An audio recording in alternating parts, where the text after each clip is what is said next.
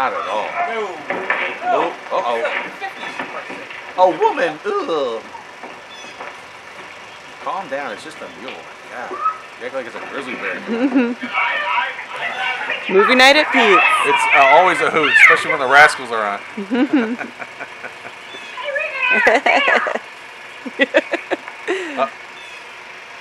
are you looking for? This is live video, man.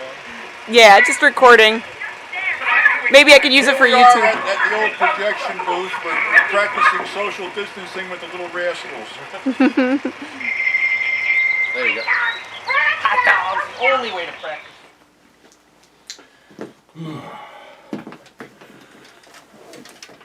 Well, today's show, boys and girls, is basically to clear up some stuff that I've been asked. People have asked me, what exactly are your releases? Because there's a lot of 8mm stuff out and a lot of porn out.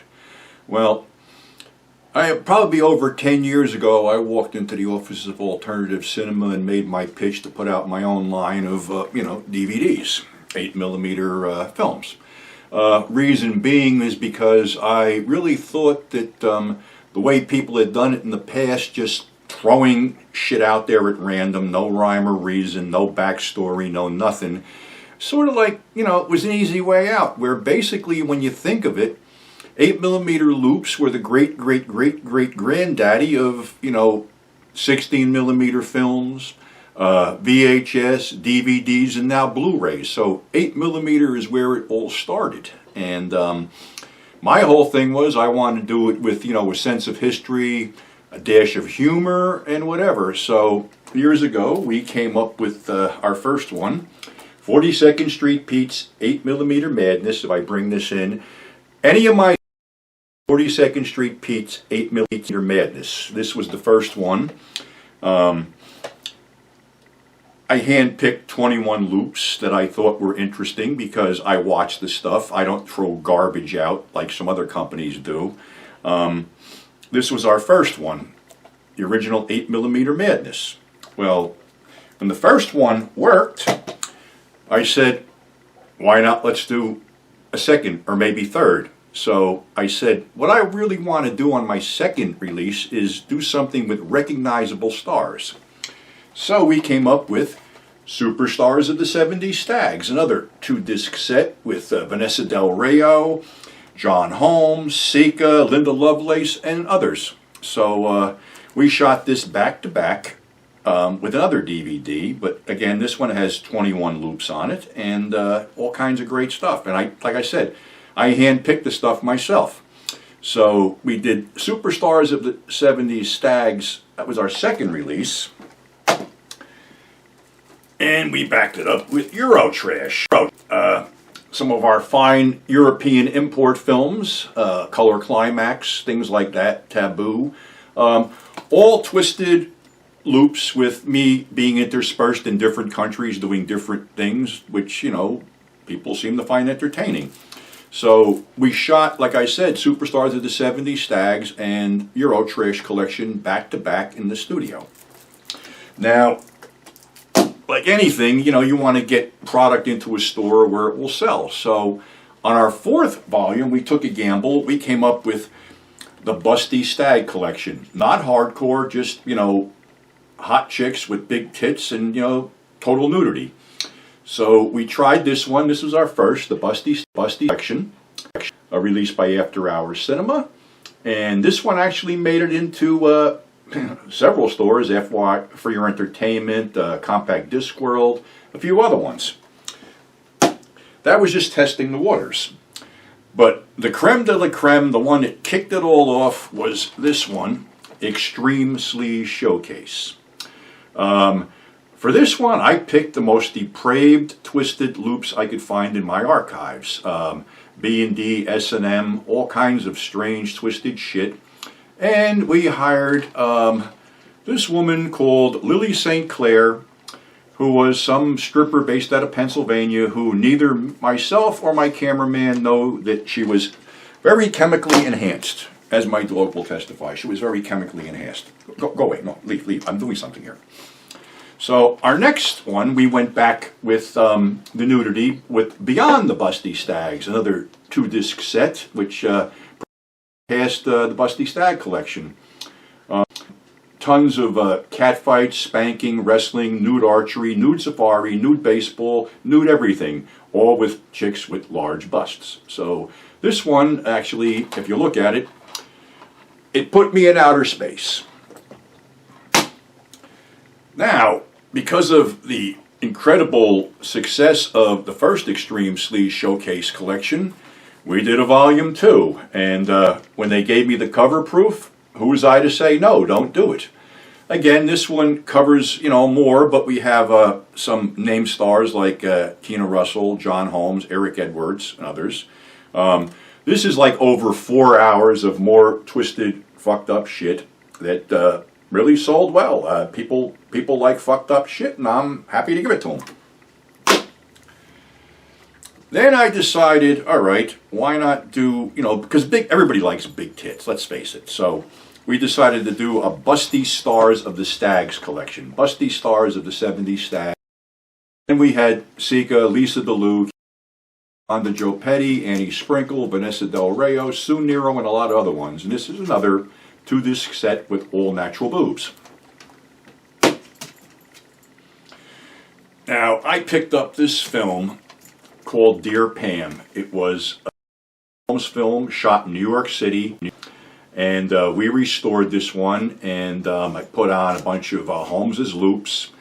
And when we released this, a certain little dweeb piped up that I was in copyright violation because someone owned this film and yada yada yada, and he hated to bust my bubble, this and that and the other thing, and actually turned me into the person who he claimed owned this film. Well, the film was never copywritten. I won, and unfortunately this guy persisted, and I had to go on Todd Sheets' radio show at the time, Night Watch, and bury his ass for 15 minutes. Not that it did any good, because some people refused to stay buried, but hey, that's neither here nor there, and I'm not going to give the guy's name, because why should I give him lip service? But anyway, the John Holmes signature collection sold very well, and well enough that we actually screened it at the Pioneer Two Boots Theater on the Lower East Side in Manhattan. We called it The Night of Perverted Pleasures. This DVD covers, also has 3 different films on this disc, which are softcore. We have Marriage American Style, Love Me or Leave Me, and Bull's Market. And Ushi Daigart, featured on the cover, is in these films. So again, this one was, like I said, has the premiere of Dear Pam from the Pioneer Two Boots Theater on it, some footage from that, and 3 really good films. Of course, we decided to go back to the nudity stuff because at this point in time, you could still get these in stores. You could still put the nudity ones in, you know, like I said, mainstream stores still carried them. Fortunately, there aren't too many mainstream stores left. But this one had a bunch of stuff on hot salsa, catfights, battling bitches, and everybody's favorite Grindhouse hottie, Renee Bond, in Bound to Please. So another 2 DVD collection with ample nudity. Then we decided to do what I call, I think this was a salute to the Harem, because the Harem on 42nd Street was the only porn grinder open 24/7 and showed 4 films non-stop. This one has The Erotic Artist, Lenny's Comeback with Arbola and Robin Bird, Special Delivery with Sonny Landham, and Sheila's Payoff with a young, I think Joey Silvera was in this, and maybe a young Eric Edwards, but you know, here's a quadruple feature on 2 DVDs, the Sleazy Grindhouse Picture Show. Well, we took a chance on this one. This was a hard film to pick up, Hitler's Harlot, and what we did was basically we had the feature and some rare Nazi exploitation loops featuring Mark Stevens from a series called Mein Kampf. Very strange release. Probably not too politically correct at this stage of the game, but still, people like fucked up shit, and I tend to give it to them. Now, our next two, unfortunately, at this point in time, I was moving off the East Coast and moving out to Ohio. So we put out 2 DVDs without my usual in and out takes and stuff like that. This was the Corrupt Desires triple feature, which had Sex Crazed Lumberjacks, Lady Traffic Cop, and the film Corrupt Desires on it.